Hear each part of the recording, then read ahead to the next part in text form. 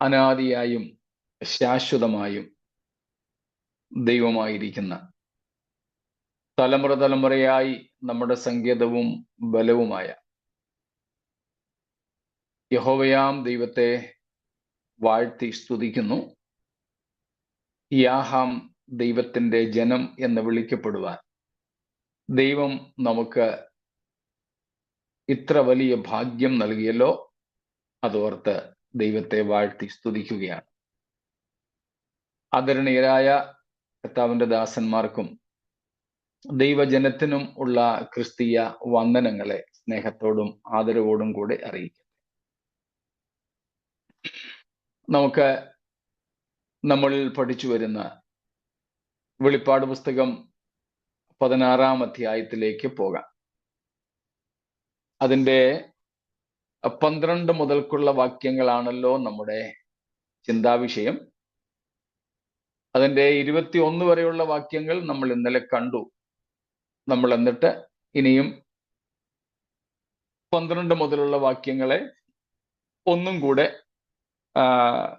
വിശദമായിട്ട് വിലയിരുത്തുവാൻ ആഗ്രഹിക്കുകയാണ്. അത് ഒരു പ്രത്യേക ഭാഗമായി ചിന്തിക്കേണ്ടതിന് വേണ്ടി നമ്മൾ ഇന്നലെ 6ഉം 7ഉം കലശ ന്യായവിധികളെ കുറിച്ച് പറഞ്ഞ് അവസാനിപ്പിച്ചു. അതുകൊണ്ടാണ് 21 വരെ നമ്മൾ ഇന്നലെ ചിന്തിച്ചത്.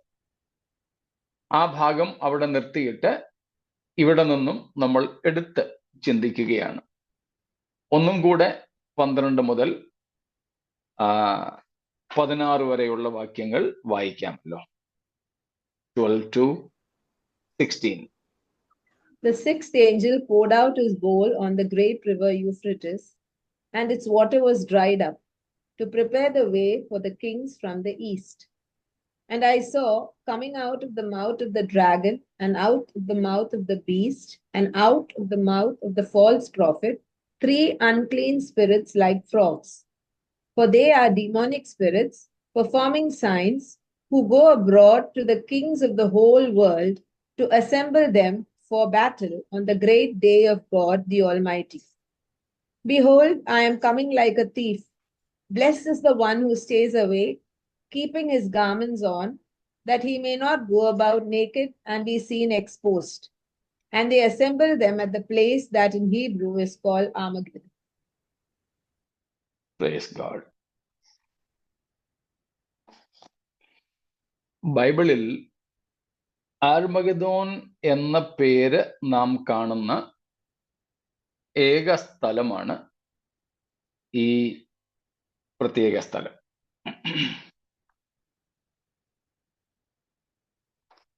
പ്രത്യേകിച്ച് ആ യുദ്ധവുമായിട്ടുള്ള ബന്ധത്തിൽ നമുക്കിവിടെ കാണുവാൻ കഴിയുന്നത് 14-ാം അധ്യായത്തിലും 16-ാം അധ്യായത്തിലും 19-ാമത്തെ അധ്യായത്തിലുമായി അർമഗദോൻ യുദ്ധത്തെക്കുറിച്ചുള്ള ഒരുക്കങ്ങളും വിവരണങ്ങളും അതിൻ്റെ അനന്തരഫലങ്ങളും രേഖപ്പെടുത്തപ്പെട്ടിരിക്കുന്നു. അതിൽ ഒരു പ്രധാനപ്പെട്ട സ്ഥലമാണ്, നദിയാണ് യൂഫ്രട്ടീസ് എന്ന നദി. നമ്മൾ കഴിഞ്ഞ ദിവസങ്ങളിൽ കണ്ടതുപോലെ ഏദനിൽ നിന്ന് ഒരു നദി പുറപ്പെട്ടു 4 ശാഖകളായിട്ട് പിരിഞ്ഞു.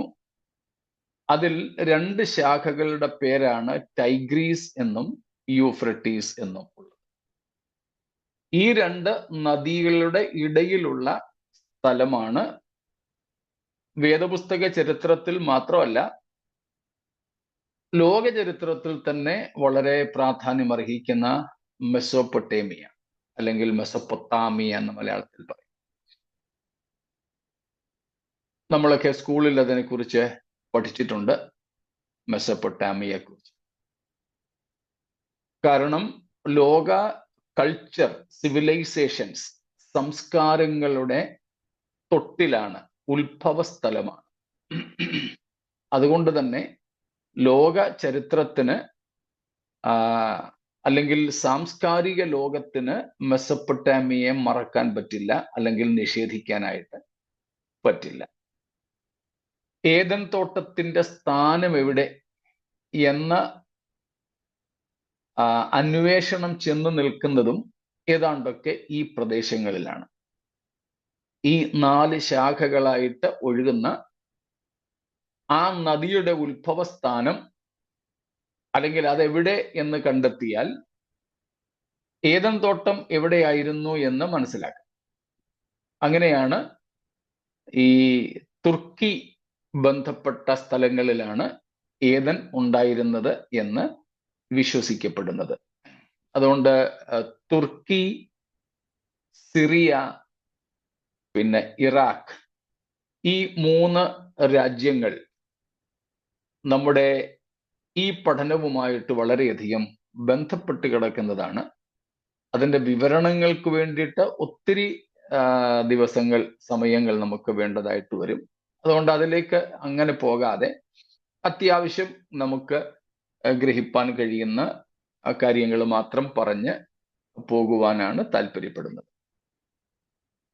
അപ്പോ ഇവിടെ 6ാമത്തെ കലശ ന്യായവിധിയുടെ ഭാഗമായി യൂഫ്രട്ടീസ് നദി ഉണങ്ങിപ്പോകുന്നതാണ് നാം കാണുന്നത്. ഏതാണ്ട് 1740 മുതൽ 1800ഓളം മൈലുകൾ, 2800-ൽ പരം കിലോമീറ്റർ നീളമുള്ള നദിയാണ് ഈ യൂഫ്രട്ടീസ് നദി എന്ന് നാം കാണുകയുണ്ടായി. അതുപോലെ സൗത്ത് വെസ്റ്റ് ഏഷ്യയിലെ, ദക്ഷിണ പശ്ചിമ ഏഷ്യ, സൗത്ത് വെസ്റ്റ് ഏഷ്യയിലെ ഏറ്റവും നീളം കൂടിയ നദിയുമാണിത്. ലോങ്സ്റ്റ് റിവർ, ഏറ്റവും നീളം കൂടിയ നദിയും കൂടെയാണ് ഈ യൂഫ്രട്ടീസ് നദി. മുൻപത്തെ യൂഫ്രട്ടീസിന്റെ ആകാരത്തിന്, ഷെയ്പ്പിനൊക്കെ ഒത്തിരി വ്യത്യാസങ്ങൾ വന്നിട്ടുണ്ട്. നമ്മൾ കഴിഞ്ഞ ദിവസങ്ങളിലൊക്കെ കണ്ടതുപോലെ ഈ ആഗോളതാപനത്തിന്റെ ഭാഗമായി മഞ്ഞുമലകൾ ഉരുകി തീരുന്നതിൻ്റെ പരിണിത ഫലമായി പല നദികളും വറ്റി വരണ്ടു തുടങ്ങിയതും ഒക്കെ നമുക്ക് അറിവുള്ള കാര്യമാണ്. ലോകത്തെമ്പാടും ആ ആഗോള താപനം ബാധിക്കപ്പെട്ടിട്ടുണ്ട്. അതുകൊണ്ട് തന്നെ ഇവിടെ ഈ 6ാമത്തെ കലശം ഉള്ള ദൂതൻ തൻ്റെ കലശം യൂഫ്രട്ടീസിന്മേൽ ഒഴിച്ചു എന്ന് പറയുമ്പോൾ പെട്ടെന്ന് അത് ഉണങ്ങിപ്പോകുന്നതായിട്ട് നമ്മൾ ചിന്തിക്കേണ്ടതില്ല. അത് ഉണങ്ങിപ്പോകാനുള്ള എല്ലാ വകുപ്പുകളും ഇപ്പോൾ തന്നെ പ്രകൃതിയിൽ തന്നെ ഒരുക്കപ്പെട്ടിട്ടുണ്ട്. മനസ്സിലാവുന്നുണ്ടല്ലോ? അപ്പോ അങ്ങനെയുള്ള ഒരു കാര്യമാണ് നാം ഇവിടെ കാണുന്നത്. സ്തോത്രം. നമുക്ക് ഈ യൂഫ്രട്ടീസിനെ കുറിച്ച്, മെസൊപ്പൊട്ടാമിയയെ കുറിച്ച് മനസ്സിലാക്കാൻ പറ്റും. The first sinful city was built upon this river. ഈ നദിയുടെ കരയിലാണ്, നദീതടത്തിലാണ് ഏറ്റവും ആദ്യത്തെ ഗോഡ്ലെസ്, ദൈവരഹിത പട്ടണത്തിന്റെ, പാപ ഉള്ള പട്ടണത്തിന്റെ നിർമ്മിതി നടന്നത്. അറിയാമായിരിക്കുമല്ലോ, the first civilization in the world, ലോകത്തിലെ ഏറ്റവും ആദ്യത്തെ നാഗരികത എന്ന് പറയുന്നത് ഏതാണെന്ന്? ബാബേൽ കോട്ട. ബാബേലിന് മുമ്പുണ്ട്, ബാബേലിന് മുമ്പുണ്ട്.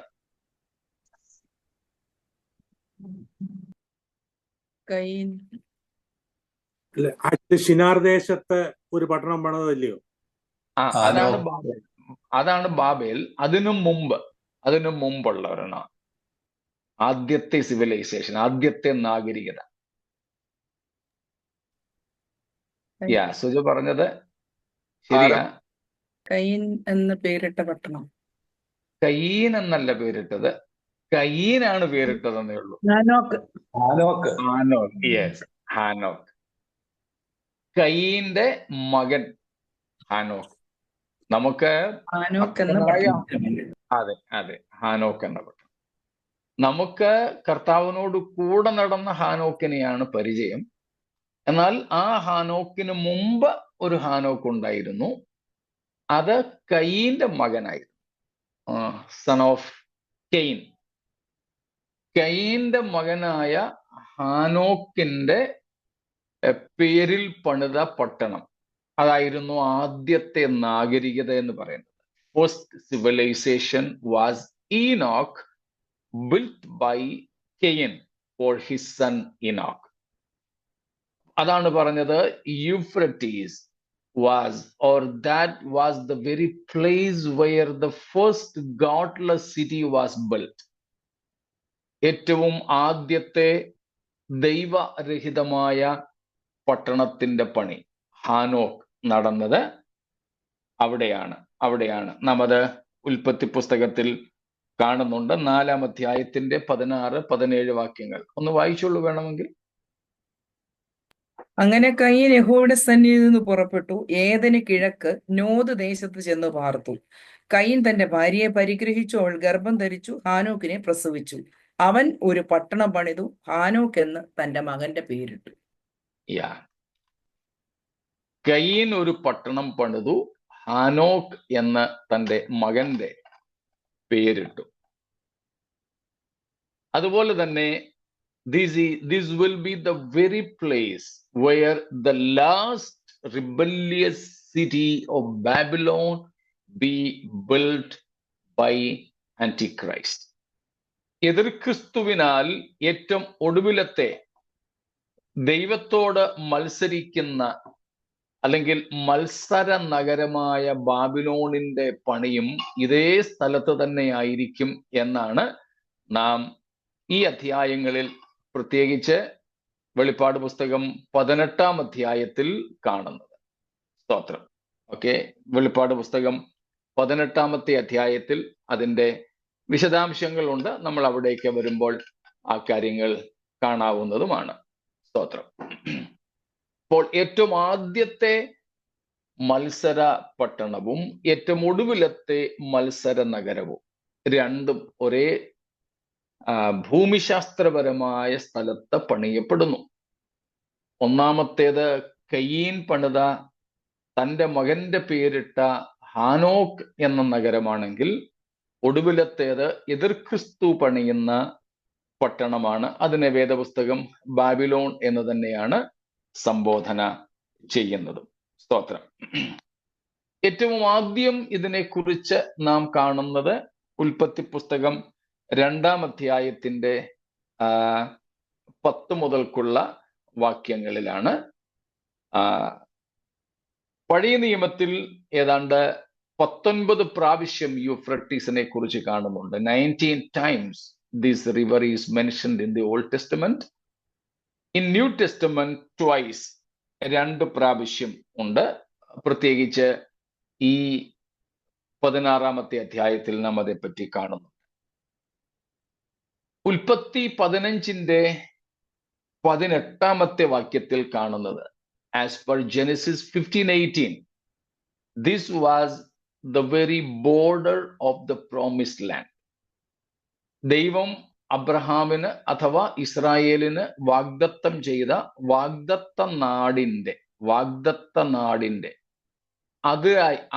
അതിർത്തിയായിട്ട് ഈ നദിയെക്കുറിച്ച് ദൈവം പരാമർശിക്കുന്നുണ്ട്. സ്തോത്രം. നമുക്ക് പല സ്ഥലങ്ങളിൽ നദികളെ വറ്റിച്ചു കളഞ്ഞതും വെള്ളത്തെ ഉണക്കിക്കളഞ്ഞതുമൊക്കെ ബൈബിളിൽ കാണാൻ സാധിക്കും. പ്രത്യേകിച്ച് യൂഫ്രട്ടീസിനെ തന്നെ ഉണക്കിയതായി അല്ലെങ്കിൽ അവിടുത്തെ വെള്ളം വറ്റിച്ചതായി നമുക്ക് രേഖകൾ ഉള്ളത് ദാനിയേൽ പ്രവചനം 5-ാം അധ്യായത്തിലാണ്. അവിടെ ബേൽഷസർ എന്ന രാജാവ് കുടിച്ച് മതോന്മത്തനായിരുന്ന അന്ന് വെളിപ്പെട്ട ദൈവത്തിന്റെ ചുവരെഴുത്ത്, ദ വാൾ റൈറ്റിംഗ്, ചുവരെഴുത്ത്, ആ രാത്രിയിൽ തന്നെ എന്ത് സംഭവിച്ചു എന്നാ നമ്മൾ 5-ാം അധ്യായത്തിൽ വായിക്കുന്നത്. കൊല്ലപ്പെട്ടു. അയാൾ കൊല്ലപ്പെട്ടു. ബാബിലോണിയ സാമ്രാജ്യം അസ്തമിച്ചു. അവരുടെ രാജ്യം തുടങ്ങി.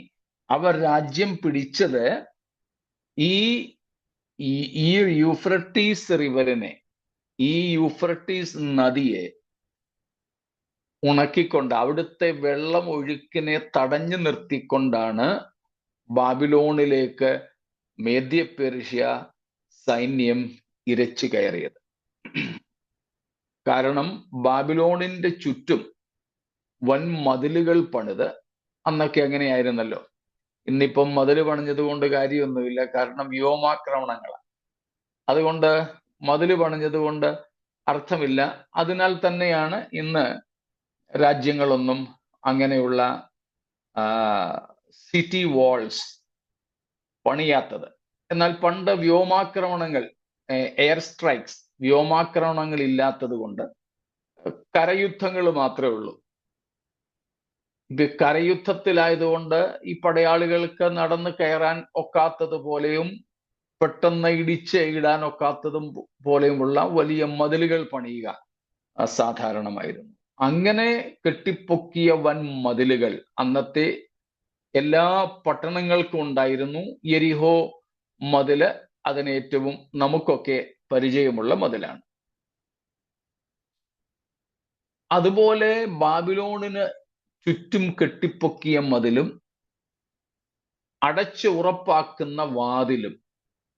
പക്ഷെ അന്ന് ഇതുങ്ങളെല്ലാം കൂടെ കുടിച്ച് ലക്കും ലഗാനും ഇല്ലാതെ കാവൽക്കാർ പോലും ബാബിലോൺ പട്ടണത്തിന്റെ വാതിലുകൾ അടയ്ക്കാൻ മറന്നുപോയി. ഇത് മനസ്സിലാക്കി കാത്തിരുന്ന പതിയിരിപ്പുകാരായ ശത്രു സൈന്യം ഈ മതിലിന് പുറത്തുകൂടെ ഒഴുകിയ വീതിയുള്ള കനാലുകളിലെ വെള്ളം, ആ വെള്ളം വറ്റിക്കേണ്ടതിന് അതിൻ്റെ സ്രോതസ്സായ യൂഫ്രട്ടീസിലെ വെള്ളമൊഴുക്ക് നിർത്തി തടഞ്ഞിട്ടു. അങ്ങനെയാണ് മേദ്യ-പേർഷ്യ സൈന്യത്തിന് ബാബിലോണിലേക്ക് പ്രവേശനമുണ്ടായതും അന്ന് രാത്രിയിൽ തന്നെ ബാബിലോണിനെ പിടിച്ചടക്കിയത്. ആ കാര്യങ്ങൾ നാം അവിടെ കാണുന്നുണ്ട്. അതേ പ്രകാരം തന്നെ നാം ഇവിടെ ഈ 16-ാം അധ്യായത്തിന്റെ 12-ാമത്തെ വാക്യത്തിൽ കാണുന്നു, ദൈവം യൂഫ്രട്ടീസ് നദിയെ വറ്റിച്ചു കളയുന്നു. അതിന് 6-ാമത്തെ കലശമുള്ള അല്ലെങ്കിൽ കലശ ന്യായവിധിയുള്ള ദൂതൻ തൻ്റെ കലശം യൂഫ്രട്ടീസിന്മേൽ ഒഴിക്കുന്നതാണ്. അപ്പം അവിടെ യൂഫ്രട്ടീസിന്റെ മേൽ ഞാൻ മുമ്പേ പറഞ്ഞതുപോലെ ഒരു കലശമോ അല്ലെങ്കിൽ പ്രത്യേകിച്ച് കെമിക്കലോ ഒന്നും ഒഴിക്കേണ്ടതില്ല. അതിനുള്ള സ്വാഭാവികമായ നാച്ചുറലായ കാര്യങ്ങളാൽ തന്നെ ഈ വെള്ളത്തെ വറ്റിക്കാൻ, നദിയെ ഉണക്കാൻ ഇന്ന് എല്ലാം പ്രകൃതിയിൽ തന്നെ ദൈവം അനുവദിച്ചു കൊടുത്തിട്ടുണ്ട് എന്നുള്ളത് നമുക്ക് ഈ കാര്യങ്ങളെ മനസ്സിലാക്കുവാൻ ഏറെ സഹായകമാണ്. ഇത്രയും കാര്യങ്ങൾ മനസ്സിലാക്കാൻ പ്രയാസമില്ലല്ലോ.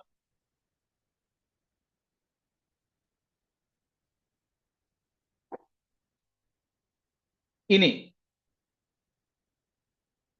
നമ്മൾ ധാരാളം യുദ്ധങ്ങളെ കുറിച്ചൊക്കെ കേൾക്കുകയും അറിയുകയും ഒക്കെ ചെയ്യുന്നുണ്ട്. എന്നാൽ ഇസ്രായേലുമായുള്ള ബന്ധത്തിൽ വേദപുസ്തകം നോക്കിയാൽ പ്രധാനമായും 3 യുദ്ധങ്ങളാണ് ഭാവിയിൽ നടക്കാനിരിക്കുന്നത്. 3 major battles are to be fought or to be occurred in relation with Israel in the future. 3 പ്രധാനപ്പെട്ട യുദ്ധങ്ങളാണുള്ളത്. അതിൽ ഒന്നാമത്തേത് എസെക്കിയേൽ 38, യെഹെസ്കേൽ 38-ാം അധ്യായത്തിൽ പറയുന്ന ഒരു ഇൻവേഷനാണ്, ഒരു യുദ്ധമാണ്. 38-ാമത്തെ അധ്യായത്തിൽ നാം കാണുന്നുണ്ട്. അവിടെ നാം കാണുന്നത് Israel versus the rest of the world. ഇസ്രായേലും മറുഭാഗത്ത് ലോകത്തിന്റെ ഏതാണ്ട് എല്ലാ രാഷ്ട്രങ്ങളും കൂടെ നിൽക്കുന്നതും ആയ ഒരു യുദ്ധമാണ്. സ്തോത്രം. രണ്ടാമത്തേത് നാം ഇപ്പോൾ പഠിക്കുന്ന അർമഗദ്ദോൻ ബാറ്റിലാണ്. Battle of Armageddon is the second one, രണ്ടാമത്തേത്. അത് നമുക്കറിയാം. Jesus Christ with Israel versus antichrist and his armies. ഇസ്രായേലിനോട് കൂടെ ഉള്ള നമ്മുടെ കർത്താവായ യേശു ക്രിസ്തു ഒരു ഭാഗത്തും എതിർ ക്രിസ്തുവും അവന്റെ കൂടെ ഉള്ള സൈന്യങ്ങളും മറുഭാഗത്തും. അതാണ് സെക്കൻഡ് ബാറ്റിൽ. മൂന്നാമത്തേതാണ് നമുക്കറിയാവുന്ന ഗോഗ് മാഗോഗ് യുദ്ധം. ഗോഗ് മാഗോഗ് യുദ്ധം അത് യേശുക്രിസ്തുവിന്റെ 1000 ആണ്ട് വാഴ്ചയ്ക്ക് ശേഷമായിരിക്കും സംഭവിക്കുക. ആദ്യത്തേത് രണ്ടും ക്രിസ്തുവിന്റെ 1000 ആണ്ട് വാഴ്ചയ്ക്ക് മുൻപും, ഒടുവിലത്തേത് 1000 ആണ്ട് വാഴ്ചയ്ക്ക് ശേഷവും ആയിരിക്കും സംഭവിക്കുന്നത്. ഇങ്ങനെ 3 യുദ്ധങ്ങളിലെ രണ്ടാമത്തെ യുദ്ധത്തെയാണ് ഇവിടെ നമ്മളിപ്പോൾ പരാമർശിക്കുന്നത്, ബാറ്റിൽ ഓഫ് ആർമഗദോൻ എന്നുള്ളത്. ആർമഗദോൻ എന്നുള്ളത് ആർമഗദോൻ എന്ന 16-ാമത്തെ വാക്യം ഒന്നും കൂടെ വായിച്ചോളൂ. 16:16. അവരെ എബ്രായ ഭാഷയിൽ ഹർമഗദോൻ എന്നു പേരുള്ള സ്ഥലത്തിൽ കൂട്ടിച്ചേർത്തു. ഹർമഗദോൻ എന്ന എബ്രായ ഹീബ്രു നെയിം, എബ്രായ നാമമാണത്. അതിന്റെ അർത്ഥം ദ ഹിൽ ഓഫ് മെഗിദ്ദോ എന്നാണ്. മെഗിദ്ദോ എന്ന ഒരു പർവ്വതം, ഒരു മല, അതാണ് ഹർമഗദോൻ എന്നതിന്റെ അർത്ഥം. മെഗിദ്ദോ മല എന്ന് വേണമെങ്കിൽ നമുക്കതിനെ വിളിക്കാം. Megiddo, hill or the mountain of Megiddo. അപ്പൊ മെഗിദ്ദോ എന്ന പദം, എന്ന പേര്, എന്ന മല പല ഭാഗങ്ങളിൽ പല പ്രാവശ്യം പഴയ നിയമത്തിൽ പരാമർശിക്കപ്പെട്ടിട്ടുണ്ട്. സ്തോത്രം. ഈ സ്ഥലമാണ് അർമഗദോൻ യുദ്ധത്തിന് വേണ്ടിയിട്ട് സൈന്യങ്ങളെ കൂട്ടിച്ചേർക്കുന്നത്.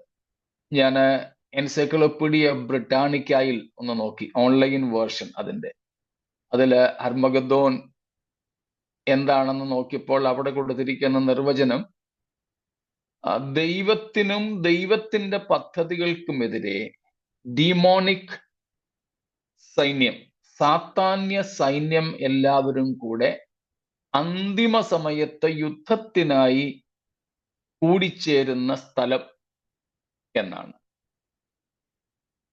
അന്തിമ യുദ്ധത്തിനായിട്ട് സാത്താനും അവന്റെ കൂട്ടരും കൂടെ, സാത്താന്യ സംഘം ദൈവത്തിനും ദൈവത്തിന്റെ ജനത്തിനുമെതിരെ ഒരുമിച്ച് കൂടുന്ന യുദ്ധസ്ഥലമാണ്, രണഭൂമിയാണ് ഈ അർമഗദോൻ എന്ന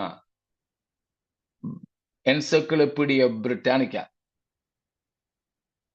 സർവവിജ്ഞാനകോശം, ബ്രിട്ടാനിക്ക എന്ന വിശ്വവിഖ്യാതമായ സർവവിജ്ഞാനകോശം ഇതിനെക്കുറിച്ച് പറയുന്നത്.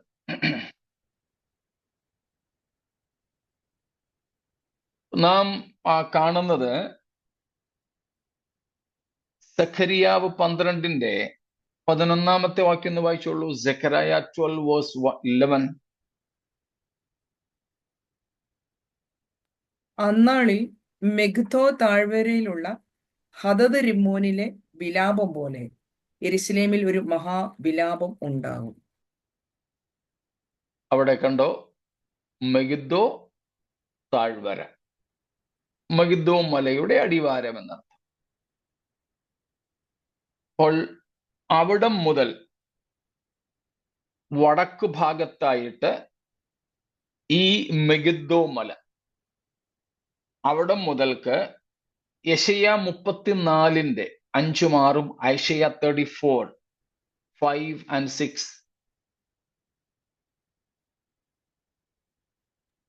എന്റെ വാൾ സ്വർഗത്തിൽ ലഹരിച്ചിരിക്കുന്നു, അത് ഏദോമിന്മേലും എന്റെ ശപഥാർപ്പിത ജാതിയുടെ മേലും ന്യായവിധിക്കായി ഇറങ്ങി വരും. യഹോവയുടെ വാൾ രക്തം പുരണ്ടും കൊഴുപ്പ് പൊതിഞ്ഞും ഇരിക്കുന്നു. കുഞ്ഞാടുകളുടെയും കോലാടുകളുടെയും രക്തം കൊണ്ടും ആട്ടുകുറ്റന്മാരുടെ മൂത്രപിണ്ഡങ്ങളുടെ കൊഴുപ്പും കൊണ്ടും തന്നെ യഹോവയ്ക്ക് ബൊസ്രയിൽ ഒരു യാഗവും ഏദോം ദേശത്തൊരു മഹാസംഹാരവും ഉണ്ട്. യെശയ്യാ 63:1 മുതലുള്ള വാക്യങ്ങൾ നമ്മൾ വായിച്ചിട്ടുള്ളത്. ഇതിനോട് ചേർത്ത് നിങ്ങൾക്ക് ഓർമ്മ വരുന്നുണ്ടാകും. ഏദോമിനെയും ബൊസ്രയെയും ഒക്കെ നാം അവിടെ കാണുന്നു. ഈ വായിച്ചതിന്റെ സാരം, Megiddo on the north and Edom on the south. വടക്ക് മെഗിദ്ദോ തുടങ്ങി തെക്ക് ഏദോമിലെ ബൊസ്ര വരെയുള്ള ഏതാണ്ട് 1600 ഫർലോങ്സ്, 1600 ഫർലോങ്സ് ദൂരമുള്ള അല്ലെങ്കിൽ വിസ്തൃതിയുള്ള ഒരു സ്ഥലമാണ് ഈ യുദ്ധത്തിനായിട്ട് തിരഞ്ഞെടുക്കപ്പെട്ടിരിക്കുന്നതെന്നാണ് ഇവിടെ നമ്മൾ കാണുന്നത്.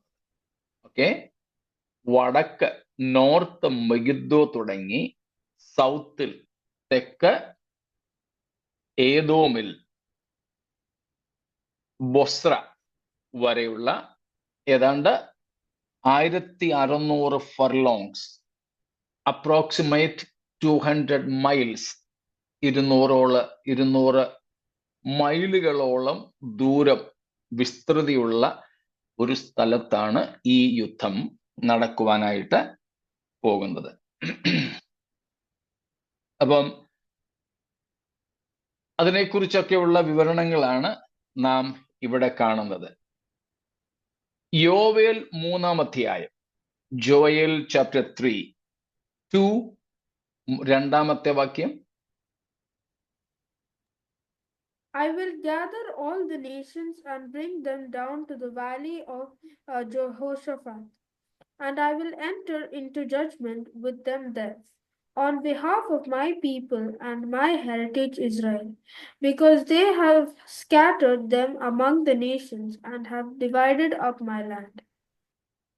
Verse 12, 12-ാം വാക്യം. Let the nations stir themselves up and come up to the valley of Jehoshaphat, for I will sit to judge all the surrounding nations. Jehoshaphat valley, യഹോഷാഫാത്ത് താഴ്വര എന്ന് നാം ഇവിടെ കാണുന്നു. ഈ യഹോഷാഫാത്ത് താഴ്വരയിലാണ് കർത്താവ് ഈ യുദ്ധത്തിന് വേണ്ടിയുള്ള, അതേ തുടർന്ന് മത്തായി 25-ാം അധ്യായം 31 മുതലുള്ള വാക്യങ്ങളിൽ കാണുന്ന തേജസ്സിന്റെ സിംഹാസന ന്യായവിധിക്കും വേണ്ടിയ വേദി ഒരുക്കുന്നത്. സ്തോത്രം. മനസ്സിലായോ? അപ്പോൾ ഇവിടെ നാം കാണുന്നു Jehoshaphat valley, Megiddo valley, stretching out from Megiddo to Bozrah, and here Jehoshaphat Valley, Esdraelon Valley, another name, Esdraelon Valley. And the valley of Jezreel എന്നാണ് Esdraelon ന്റെ അർത്ഥം. The valley of Jezreel. അപ്പം സെഖരിയാവ് 14:1, സെഖരായ 14 verses 1 and 2.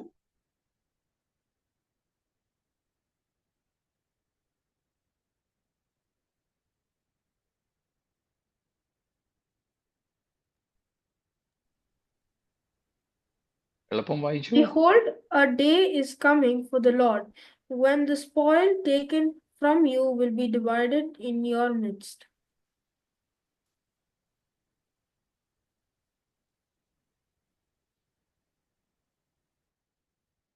Done with 1 and 2. For I will gather all the nations against Jerusalem to battle, and the city will be taken, and the houses plundered, and the women raped. Half of the city shall go into exile, but the rest of the people shall not be cut off from the city. അപ്പം ഈ ഭാഗങ്ങളെല്ലാം നമ്മൾ വായിച്ച Megiddo താഴ്വര, യഹോശാഫാത്ത് താഴ്വര, ഇസ്രയേലിയോൻ താഴ്വര, ഇപ്പോൾ യെരൂശലേം, ഈ ഭാഗങ്ങളെയെല്ലാം കൂടെ കൂട്ടി യോജിപ്പിച്ചുകൊണ്ടാണ് ഇസ്രായേലിനു വേണ്ടി ദൈവം, നമ്മുടെ കർത്താവ് യുദ്ധം ചെയ്യുന്നത്. ഈ പ്രത്യേക സ്ഥലത്തേക്ക് വന്നുള്ള യുദ്ധത്തിന്റെ പരാമർശങ്ങളാണ് ഒറ്റവാചകത്തിൽ നാം കണ്ടത്. ജാതീയ രാജാക്കന്മാർ ഈ ഉണങ്ങിയ നദിയിലൂടെ കടന്ന് ഈ സ്ഥലത്തേക്ക് എത്തുന്നത്. അപ്പം അങ്ങനെയുള്ള ഒരു യുദ്ധത്തിന് വേണ്ടി ദൈവം ഭൂമിശാസ്ത്രപരമായുമുള്ള ഒരുക്കങ്ങൾ ഇന്ന് ഏതാണ്ടൊക്കെ പൂർത്തീകരിച്ചെന്ന് വേണമെങ്കിൽ നമുക്ക് പറയാം. അതുകൊണ്ടും കൂടെയാണ് ഒരുപക്ഷെ നാം ജീവിച്ചിരിക്കെ തന്നെ നമ്മുടെ കർത്താവ് വരുവാൻ സാധ്യതയുണ്ട് എന്ന് ഇന്ന് പല ഭക്തന്മാരും വേദപഠിതാക്കളും പ്രസംഗിക്കുന്നത്. മനസ്സിലായോ? നമ്മിൽ പലർക്കും ശവമടക്ക് ലഭിക്കാൻ സാധ്യതയില്ല. മരിക്കുന്നതിന് മുമ്പ് തന്നെ കർത്താവിൻ്റെ ഗംഭീരനാദം ഈ അക്ഷരീയമായ കാതുകൾ കൊണ്ട് ഒരുപക്ഷെ കേൾക്കുവാൻ ഈ തലമുറയിൽ ജീവിച്ചിരിക്കുന്നവർക്ക് കഴിഞ്ഞേക്കാം എന്ന് പറയുന്നത്. അപ്പോൾ കർത്താവിൻ്റെ വരവിനായിട്ടുള്ള അല്ലെങ്കിൽ അന്തിമമായ ന്യായവിധിക്ക് വേണ്ടിയുള്ള എല്ലാ ഒരുക്കങ്ങളും പ്രകൃതിയിൽ പോലും ദൈവം ഒരുക്കി വെച്ചു കഴിഞ്ഞു. ഇപ്പോൾ തന്നെ സിറിയ പിടിക്കപ്പെട്ടത്, വിമതർ അവിടുത്തെ ഭരണം ഏറ്റെടുത്തതൊക്കെ നമുക്കറിയാം. അതിൻ്റെ ആശങ്കയാണ്. കാരണം കെമിക്കൽ വെപ്പൺസ് അവിടെ ഉണ്ട്. അസദ് പ്രസിഡന്റായിരുന്ന സമയത്ത് തന്നെ കെമിക്കൽ വെപ്പൺസ് ഉപയോഗിച്ചതും വഴിയിൽ നടന്നുകൊണ്ടിരുന്നവർ നൊരയും പതയും വന്ന് ശ്വാസം കിട്ടാതെ കണ്ണു തള്ളി മരിച്ചു വീണതുമൊക്കെ ഇന്നും ഞാൻ പത്രവാർത്തകളിൽ വായിച്ചു. അപ്പോൾ ഈ biological weapons, chemical weapons, atomic weapons, ഇതെല്ലാം ഇന്ന് തയ്യാറാണെന്നുള്ളത് നമുക്കറിയാം. അപ്പം ഇവിടെ ദൂതൻ പ്രത്യേകിച്ച് ആകാശത്തു നിന്നൊന്നും കൊണ്ടുവന്ന് ഒഴിക്കേണ്ട ആവശ്യമില്ല. എല്ലാം ഈ ഭൂമിയിൽ തന്നെ രാജാക്കന്മാരുടെ, ഭരണാധിപന്മാരുടെ പക്കൽ ഏൽപ്പിച്ചിട്ടുണ്ട്. അവരിതെല്ലാം ചെയ്തിട്ടുണ്ട്. അപ്പം ഇവരുടെ ആരുടെയെങ്കിലും മനസ്സിൽ ഒന്ന് തോന്നിച്ചാൽ മാത്രം മതി, ഈ പറയപ്പെട്ട കാര്യങ്ങളെല്ലാം സംഭവിക്കും. എന്നാൽ ദൈവം യോഹന്നാനെ, ദൈവമാണ് ഈ വിഷയങ്ങളുടെയൊക്കെ പുറകിൽ പ്രവർത്തിക്കുന്ന സ്രോതസ്, ഈ ന്യായവിധി ദൈവം വരുത്തുന്നു എന്ന് കാണിക്കുന്നതിനായി ദൂതന്മാരെ ഒരുക്കി നിർത്തിയിരിക്കുന്നതും ദൂതൻ കലശം ഒഴിക്കുന്നതുമൊക്കെ ആയിട്ട് ഇങ്ങനെ കാണിക്കുക. അതെ, ദൈവമാണ് ഈ ന്യായവിധികളെല്ലാം മനുഷ്യരാശിയുടെ മേൽ വരുത്തുന്നത്. അതിന് പാപമാണ് കാരണം, ആവർത്തിച്ചുള്ള പാപമാണ് അതിന് കാരണം എന്നെല്ലാം നമ്മൾ കണ്ടു കഴിഞ്ഞു, മനസ്സിലാക്കി കഴിഞ്ഞു. എന്നാൽ അത് ദൈവിക സ്രോതസ്സിൽ നിന്നാണെന്ന് യോഹന്നാനെ കാണിക്കുവാൻ, യോഹന്നാനിലൂടെ നമ്മെ അറിയിക്കുവാൻ ദൂതന്മാർ ഈ കാര്യങ്ങൾ ചെയ്യുന്നതായിട്ട് പറഞ്ഞിരിക്കുന്നു. എന്നാൽ അങ്ങനെ പ്രത്യേകിച്ച് ദൂതന്മാരൊന്നും ചെയ്യാതെ തന്നെ ഭൂമിയുടെ, ഭൂവാസികളുടെ ഉന്മൂലനത്തിന്, നാശത്തിന് വേണ്ടിയുള്ള എല്ലാ ഒരുക്കങ്ങളും ലോകത്തിൽ തന്നെ നടന്നിട്ടുണ്ട്, പ്രകൃതിയിൽ നടക്കുന്നുണ്ട്, രാഷ്ട്രീയ ലോകത്ത് നടക്കുന്നുണ്ട് എന്നുള്ളത് നമ്മൾ മനസ്സിലാക്കുന്നു. അതുകൊണ്ടാണ് യേശുക്രിസ്തുവിൻ്റെ വരവിന്റെ ലക്ഷണങ്ങളെ കുറിച്ച് പഠിക്കുമ്പോൾ, നമ്മൾ ആ ഭാഗത്തേക്ക് പോയിട്ടില്ല, പഠിക്കുമ്പോൾ എക്ലീസിയാസ്റ്റിക്കൽ സയൻസ്, സഭാപരമായ ലക്ഷണങ്ങൾ, ജൂയിഷ് സയൻസ്, യഹൂദ ലക്ഷണങ്ങൾ, നാച്ചുറൽ സയൻസ്, പ്രകൃതിയിലെ ലക്ഷണങ്ങൾ, സയന്റിഫിക് സയൻസ്, ശാസ്ത്രീയ ലക്ഷണങ്ങൾ, പൊളിറ്റിക്കൽ സയൻസ്, രാഷ്ട്രീയ ലക്ഷണങ്ങൾ, റിലീജിയസ് സയൻസ്, യഹൂദനല്ലാത്ത മറ്റ് ജാതികൾ, മതപരമായ ലക്ഷണങ്ങൾ, ഇങ്ങനെ ഓരോ ലക്ഷണങ്ങളെ എടുത്തെടുത്ത് പഠിക്കുന്നത്. അതുമൊക്കെ നോക്കിയാൽ ഈ ലോകാവസാനത്തിന് വേണ്ടി ലോകം ഏതാണ്ടൊക്കെ ഒരുങ്ങിക്കഴിഞ്ഞതായി നമുക്ക് മനസ്സിലാക്കാൻ സാധിക്കും. എന്നാൽ അവയുടെയൊക്കെ പൂർത്തീകരണത്തിനു മുമ്പാണ് നമ്മുടെ കർത്താവ് വരുന്നത് എന്ന് തിരുവെഴുത്ത് നമ്മെ പഠിപ്പിക്കുന്നു. സ്തോത്രം. അതുകൊണ്ടാണ് ഈ ലക്ഷണങ്ങളൊന്നും നോക്കി നാം ഇരിക്കരുത്. ആ ലക്ഷണങ്ങളൊക്കെ കർത്താവ് വന്നു കഴിഞ്ഞുള്ള ന്യായവിധിക്ക് വേണ്ടിയുള്ളതാണ്. അതുകൊണ്ട് കുറെയൊക്കെ ബാക്കി ഉണ്ടെങ്കിൽ പോലും കർത്താവിന് വരുവാൻ അവയൊന്നും തടസ്സങ്ങളല്ല എന്ന് നമ്മൾ ഈ ക്ലാസ്സുകളുടെ, ഈ വെളിപ്പാട് പുസ്തകത്തിന്റെ പഠനത്തിന്റെ ആദ്യ ദിവസങ്ങൾ മുതൽ ഇടയ്ക്കിടയ്ക്ക് ആവർത്തിച്ചു പറയുന്നത്. എനിക്ക് ഓർമ്മയുണ്ട്, 4-മത്തെയോ 5-മത്തെയോ മറ്റോ പ്രാവശ്യമാണ് ഈ കാര്യം നമ്മുടെ ഇടയിൽ നമ്മൾ ചിന്തിക്കുന്നത്. മനസ്സിലാവുന്നുണ്ടല്ലോ? സ്തോത്രം. എല്ലാവരും കൂടെ ഉണ്ടേ? ഭൂമിശാസ്ത്രപരവും ഒക്കെ ആയിട്ടുള്ള കുറച്ച് കാര്യങ്ങൾ പറയുമ്പം നമ്മൾ സാധാരണമല്ലാത്തത് കൊണ്ട് അത്ര അങ്ങോട്ട് മനസ്സിലാകാൻ പ്രയാസമുണ്ട്. അതുകൊണ്ട് ഞാൻ ഇടയ്ക്ക് നമുക്ക് മനസ്സിലാകുന്ന കാര്യങ്ങളും കൂടെ പറഞ്ഞ് ഇങ്ങനെ പോകുന്നത്. ശരി. അപ്പോ ഇവിടെയെല്ലാം നാം കാണുന്നത് എവിടെ വെച്ചായിരിക്കും ഈ അർമഗദ്ദോൻ യുദ്ധം നടക്കുന്നത് എന്നുള്ളതാണ്. ആ സ്ഥലത്തെ കുറിച്ചാണ് നാം ഇതുവരെ കണ്ടുകൊണ്ടിരുന്നത്. The place where this battle will be fought. അതാണ് നാം ഇതുവരെ നോക്കിക്കൊണ്ടിരുന്നത്. സ്തോത്രം.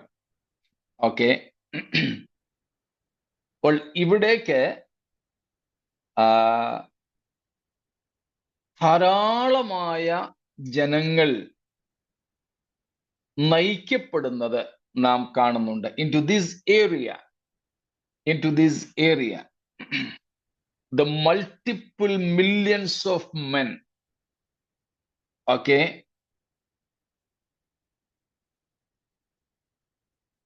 they are approaching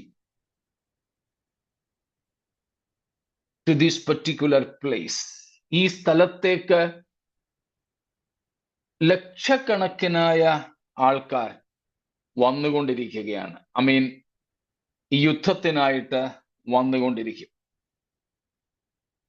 For the final holocaust of humanity, മനുഷ്യരുടെ അന്തിമമായ ഹോളോകോസ്റ്റിന് വേണ്ടി, അന്തിമമായ വിധിക്ക് വേണ്ടി, സ്തോത്രം, ഇവരെ ഇവിടേക്ക് നയിച്ചുകൊണ്ടിരിക്കുകയാണ്. വിധിയുടെ വിശാല താഴ്വരയിൽ എന്നൊക്കെ നമ്മൾ പാട്ട് പാടാറുണ്ടല്ലോ, പ്രവാചകൻ പറയുന്നതനുസരിച്ച്. സ്തോത്രം. യോവേൽ 3:14 വാക്യം, ജോയൽ 3:14.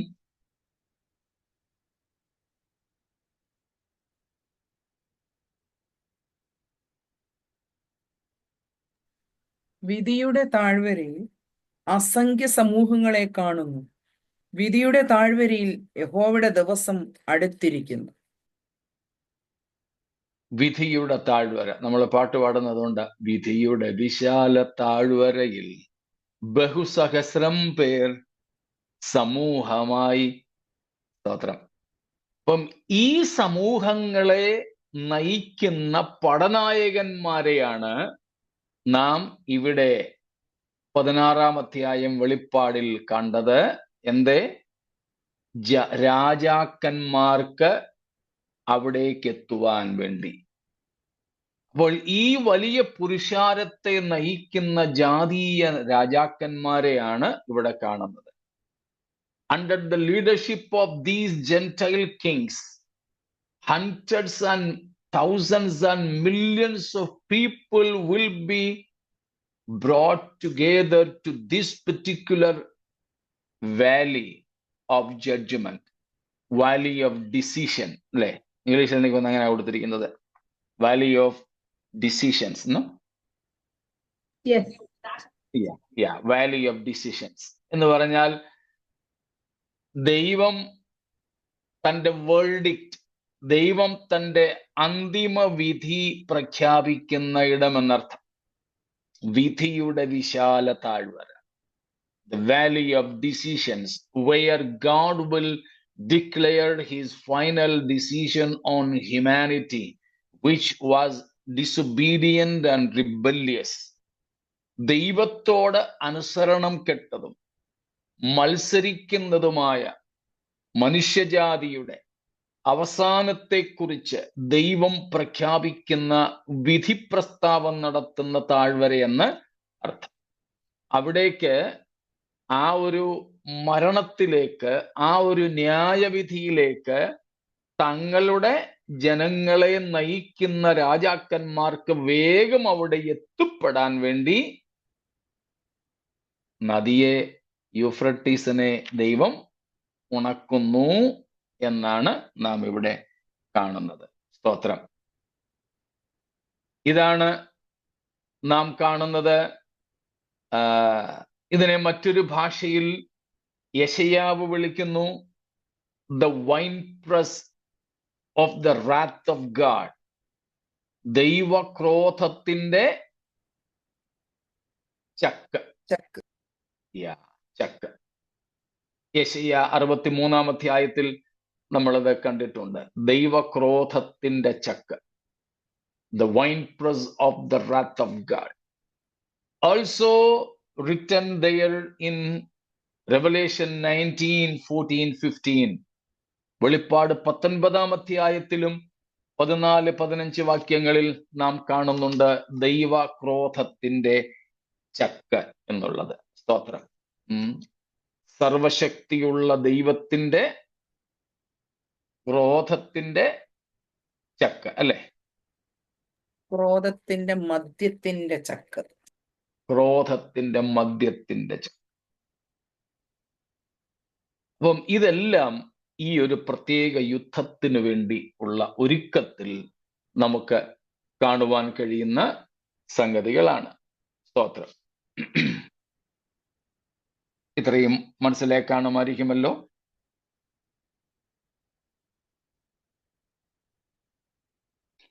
അല്പം കൂടെ ഈ സ്ഥലത്തെക്കുറിച്ച് നമുക്ക് നോക്കാം. സ്തോത്രം. This is the very place. This is the very place where the kingdoms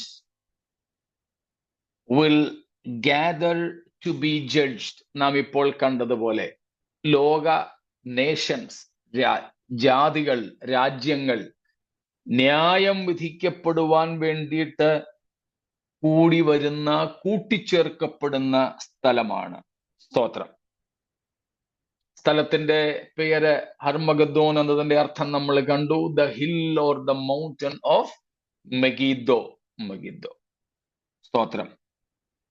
This was, or this is the place east of Mount Carmel, and that is in north to Palestine. പലസ്തീന്റെ വടക്കു ഭാഗത്തായി Carmel പർവ്വതത്തിന്റെ കിഴക്കു ഭാഗത്തായിട്ടുള്ള സ്ഥലമാണ്. East to Mount Carmel and north to Palestine. പലസ്തീന്റെ വടക്ക് ഭാഗത്ത്. പിന്നെ നമ്മൾ അതിന്റെ ഇടയിലുള്ള സ്ഥലങ്ങൾ കണ്ടു കഴിഞ്ഞു. Between Megiddo, Mount Megiddo and Carmel, there is a valley called Esdraelon. മുമ്പേ നമ്മൾ കണ്ടതുപോലെ ജസ്രീൽ താഴ്വര എന്ന് വിളിക്കപ്പെടുന്ന താഴ്വരയാണ് ഈ മെഗിദ്ദോയിക്കും കർമ്മേലിനും, അത് രണ്ടും പർവ്വതങ്ങളാണ്. ഇതിന് രണ്ടിനും ഇടയിലുള്ള സ്ഥലത്തെയാണ് ജസ്രീൽ താഴ്വര എന്ന് വിളിക്കുന്നത്, എസ്ഡ്രേലിയോൺ വാലി എന്ന് വിളിക്കുന്നത്. This may be the very Harmagedon. ആ ഇടയിലെ സ്ഥലമായിരിക്കാം ഈ ഹർമഗദോൻ യുദ്ധം നടക്കുന്ന പ്രധാനപ്പെട്ട സ്ഥലം.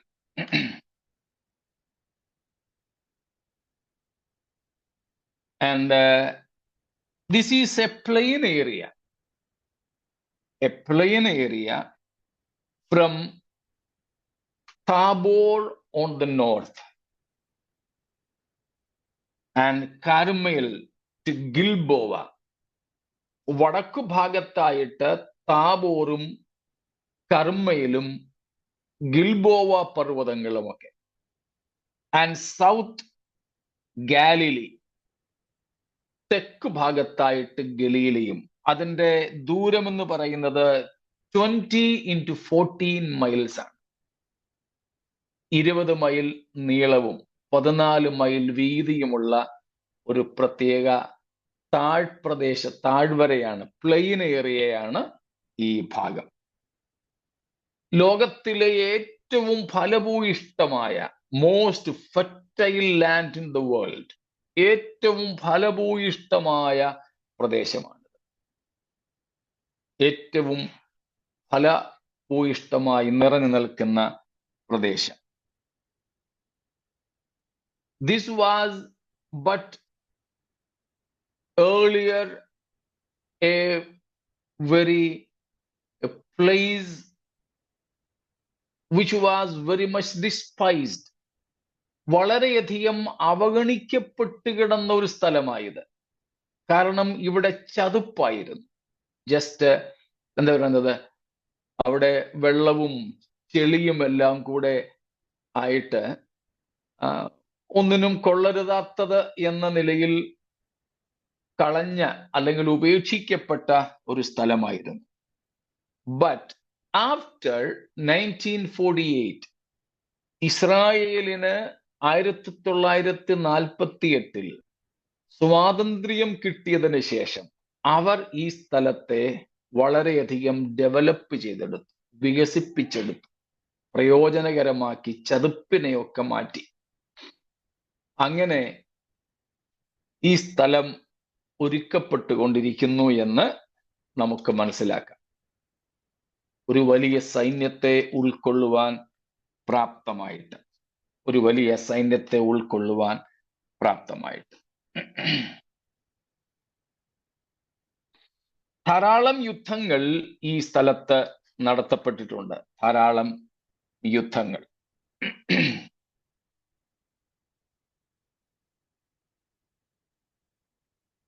അവിടെ നാം നോക്കുന്നെങ്കിൽ കാണുവാൻ സാധിക്കുന്നത് ഇതൊരു യുദ്ധഭൂമിയായിരുന്നു എന്ന് തന്നെയാണ്. ഒരു യുദ്ധഭൂമിയായിരുന്നു. ഈ ഇടക്കാലത്ത് ചതുപ്പ് നിറഞ്ഞ പ്രദേശങ്ങളായി അവിടെ ഒക്കെ മാറിയെങ്കിലും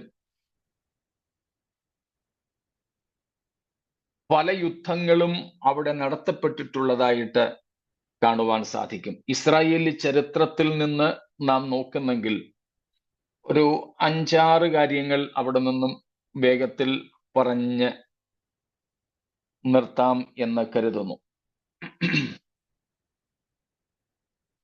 ഏറ്റവും ഒന്നാമത് നാം കാണുന്നത് ദ ബുക്ക് ഓഫ് ജഡ്ജസ്, ന്യായാധിപന്മാരുടെ പുസ്തകത്തിൽ ദെബോറയും ബാരാക്കും കനാന്യർക്കെതിരെ യുദ്ധം ചെയ്ത സ്ഥലമാണ്.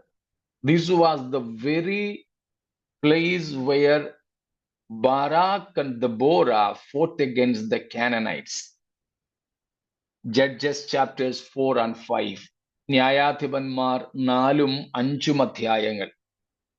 അവിടെ നാം കാണുന്നത് ദെബോറയും ബാരാക്കും കനാന്യർക്കെതിരെ യുദ്ധം ചെയ്ത് ഇസ്രായേലിന് വിജയം നേടിക്കൊടുത്ത സ്ഥലമാണിത്.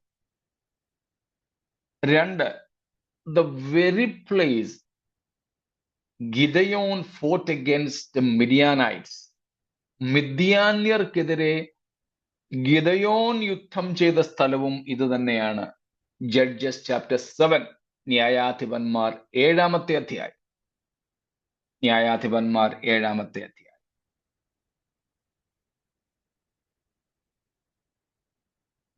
The very Gilboa mountains where Saul and Jonathan were killed and Israel was defeated.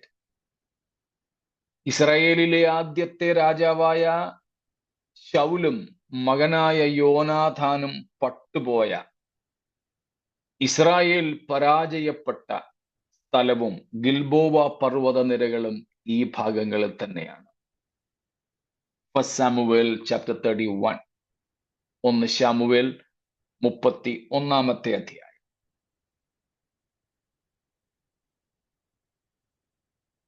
This was the very place David killed Goliath. ദാവീദും ഗോലിയാത്തും തമ്മിലുള്ള യുദ്ധം നടന്നതും ഇതേ സ്ഥലത്ത് തന്നെ. ദാവീദും ഗോലിയാത്തും തമ്മിലുള്ള യുദ്ധം നടന്ന സ്ഥലവും ഇത് തന്നെയാണ്.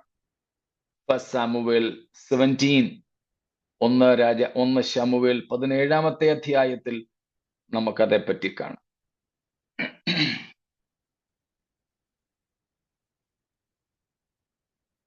മുമ്പേ കർമ്മേലിന്റെ പേര് പറഞ്ഞപ്പോൾ നിങ്ങൾ ഒരാളിനെ ഓർത്ത് കാണും. ഏലിയാവ്. സ്തോത്രം. The very place where Elijah the prophet confronted and conquered the prophets of Baal and Asherah. ദൈവത്തിന്റെ പ്രവാചകനായ ഏലിയാവ് ബാലിന്റെയും അശേരയുടെയും പ്രവാചകന്മാരെ ചെറുത്തു തോൽപ്പിച്ച ഇടവും ആ കർമ്മേൽ കൊടുമുടികളുടെ സ്ഥലവും ഇത് തന്നെ. ഫസ്റ്റ് കിങ്സ് ചാപ്റ്റർ 18, 1 രാജാക്കന്മാർ 18-ാമത്തെ അധ്യായം.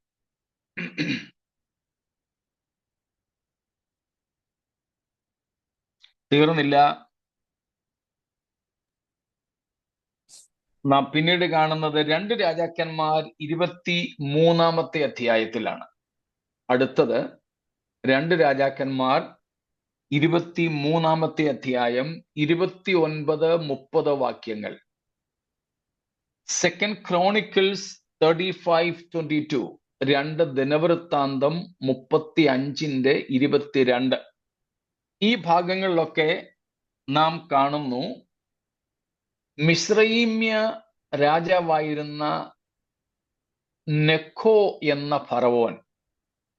മലയാളത്തിലും നെഖോ എന്ന് തന്നെ ആയിരിക്കും അല്ലെ? Necho, pharaoh Necho. നെഖോ എന്ന മിസ്രയീമ്യ രാജാവ് ഫറവോൻ ഇസ്രായേലിന്റെ യോഷിയ രാജാവിനെ യുദ്ധം ചെയ്ത് തോൽപ്പിച്ച കൊന്ന സ്ഥലവും ഇത് തന്നെയാണ്. So the very place where Pharaoh Necho defeated and killed Josiah, the king of Judah. അപ്പം ഇങ്ങനെ ഇസ്രായേലി ചരിത്രത്തിൽ ഈ സ്ഥലത്ത് നടന്ന യുദ്ധങ്ങൾ പ്രസക്തങ്ങളാണ്.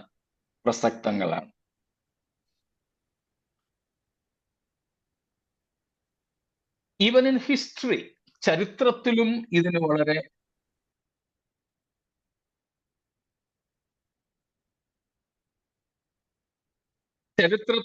പ്രാധാന്യമുണ്ട്. എന്തെങ്കിലും ശബ്ദം വരുന്നുണ്ടോ? ഇടയ്ക്കൊന്ന്. അല്ലാതെ കുഴപ്പമൊന്നുമില്ല. കുഴപ്പമില്ല, ഒരു ചെറിയൊരു ടർബുലൻസ് ഉണ്ട്. ഇതിന്റെ ആണോ എന്നുള്ള സംശയം. ഇതൊന്നും ഇപ്പം മാറിയെന്ന് തോന്നല്ലേ? ഇപ്പം മാറി.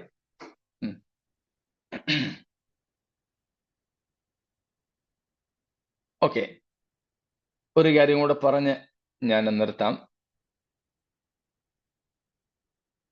ഇസ്രായേലി ചരിത്രത്തിൽ മാത്രമല്ല, അല്ലാതെയുള്ള സെക്യുലർ ഹിസ്റ്ററി, ലോക ചരിത്രത്തിലും ഈ സ്ഥലത്തിന് വളരെ പ്രാധാന്യമുണ്ട്. ലോക ചരിത്രത്തിലും. പക്ഷെ ആ ലോക ചരിത്രവും ഇസ്രായേലി ചരിത്രവുമായി ചുറ്റിപ്പിണഞ്ഞു കിടക്കുന്നതാണ്. So that secular history also is very much mingled with that of Israel. Even during the First World War.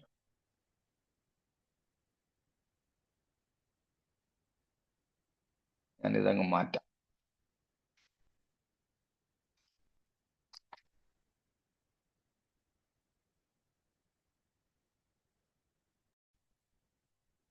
ഇപ്പൊ കേൾക്കാമോ?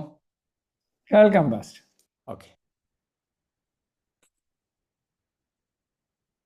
ഒന്നാം ലോക മഹായുദ്ധകാലത്ത് ഈ സ്ഥലം ചരിത്രത്തിൽ വളരെ പ്രധാനപ്പെട്ട ഇടം നേടിയ ഒരു സ്ഥലമാണ്. 1918 ഇവിടെയാണ്, പിന്നെയും ഉണ്ടല്ലോ ശബ്ദം. Okay.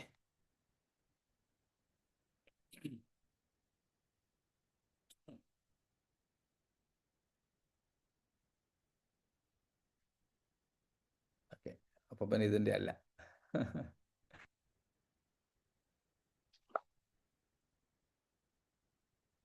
Sorry for the disturbances.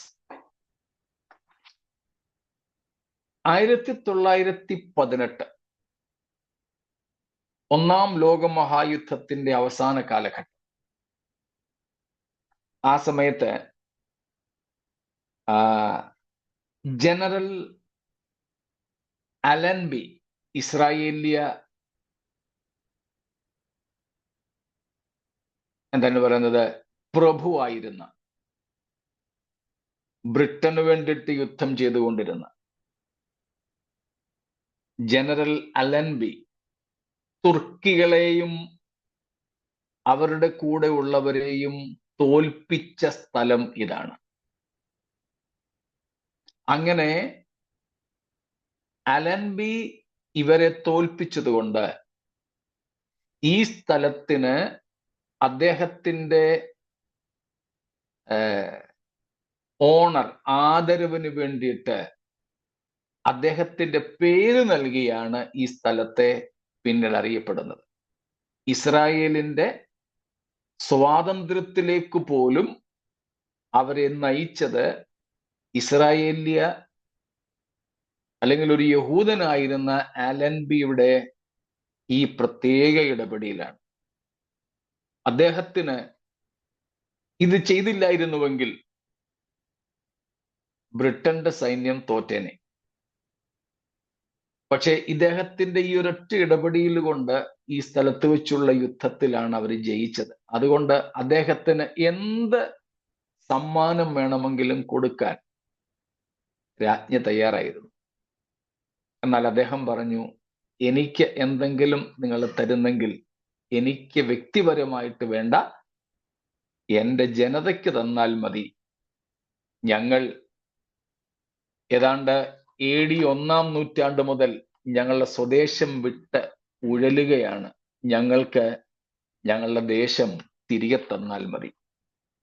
വ്യക്തിപരമായ യാതൊരു സമ്മാനങ്ങളും വേണ്ട എന്ന് പറഞ്ഞ് അദ്ദേഹം ഈ ഒരു യുദ്ധത്തിലെ വിജയം കൊണ്ട് അദ്ദേഹത്തിന്റെ ദേശത്തിന്, ജാതിക്ക്, ഇസ്രായേലിന് വേണ്ടി ഇസ്രായേൽ രാഷ്ട്രത്തെ ബ്രിട്ടനോട് മടക്കി ചോദിച്ചു.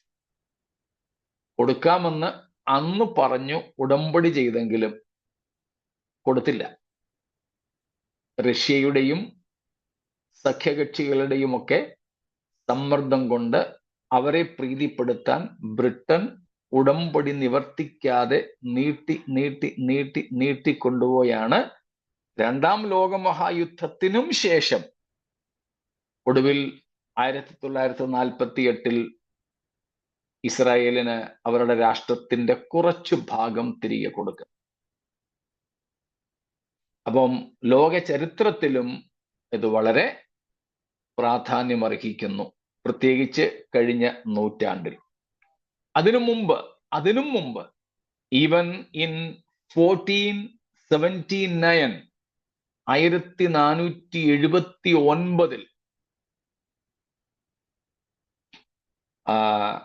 അത് എന്നാണെന്നറിയുമോ? BC ആണ് കേട്ടോ, BC ആ. ഈജിപ്ഷ്യൻ കിങ് ഏഷ്യൻ ലോർഡ്സിനെതിരെ, ഏഷ്യയിലെ പ്രഭുക്കന്മാർക്കെതിരെ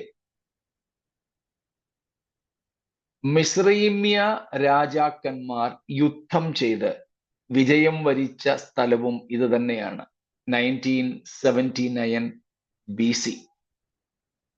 അപ്പോൾ ഈ നിലകളിൽ വളരെ പ്രാധാന്യമർഹിക്കുന്ന, ലോക ചരിത്രത്തിലും ബൈബിൾ ചരിത്രത്തിലും വളരെ പ്രാധാന്യമർഹിക്കുന്ന ഒരു സ്ഥലമാണ് ഈ അർമഗദ്ദോൻ യുദ്ധത്തിന് വേണ്ടിയിട്ട് ഒരുങ്ങിക്കൊണ്ടിരിക്കുന്ന സ്ഥലം. അപ്പോൾ ഇതുവരെയുള്ള പ്രധാനപ്പെട്ട യുദ്ധങ്ങളൊക്കെ നടന്ന ഈ സ്ഥലം അടുത്ത ഒരു യുദ്ധത്തിന് വേണ്ടി തയ്യാറാവുകയാണ്. സ്തോത്രം. അടുത്തൊരു യുദ്ധത്തിന് വേണ്ടി തയ്യാറാകും. എന്നാൽ ആ യുദ്ധത്തിന് വേണ്ടി ജാതികളെ ചേർക്കുവാൻ, ജാതീയ രാജാക്കന്മാരെ സ്വാധീനിക്കുവാൻ, നമ്മളിപ്പോൾ വെളിപ്പാട് 16-ാമത്തെ അധ്യായത്തിൽ 12 മുതൽ വായിച്ചതുപോലെ മഹാസർപ്പം അഥവാ പിശാചിന്റെയും മൃഗം അഥവാ എതിർ ക്രിസ്തുവിന്റെയും കള്ളപ്രവാചകന്റെയും വായിൽ നിന്ന് തവള പോലെയുള്ള ദുരാത്മാക്കൾ, അശുദ്ധാത്മാക്കൾ പുറപ്പെടുന്നു. എന്നാൽ ഈ സാത്താന്യ തൃത്വത്തിന്റെ വായിൽ നിന്ന് അശുദ്ധാത്മാക്കൾ പുറപ്പെട്ട് ദൈവത്തിനെതിരായി, ക്രിസ്തുവിനെതിരായി യുദ്ധം ചെയ്യുവാൻ ലോകജാതികളെയെല്ലാം കൂട്ടിച്ചേർക്കുന്നതിനു മുമ്പേ ത്രിയേക ദൈവത്തിന്റെ അധരങ്ങളിൽ നിന്ന് മരിച്ചവരെ ഉയർപ്പിക്കുന്ന ഒരു ഗംഭീരനാദം മുഴങ്ങും. ജീവനോടിരിക്കുന്നവരെ രൂപാന്തരപ്പെടുത്തുന്ന അതിഗംഭീരനാദം മുഴങ്ങും. സ്തോത്രം. അശുദ്ധാത്മാക്കൾ സാത്താന്യ തൃത്വത്തിൽ നിന്ന് പുറപ്പെട്ട് ലോകജാതികളെ വശീകരിക്കുന്നതിനു മുമ്പേ, കുറഞ്ഞപക്ഷം 7 വർഷം മുമ്പെങ്കിലും, യേശുക്രിസ്തുവിനെ മരിച്ചവരുടെ ഇടയിൽ നിന്നും ഉയർപ്പിച്ച പുനരുത്ഥാനത്തിന്റെ ശക്തിയായ പരിശുദ്ധാത്മാവ്,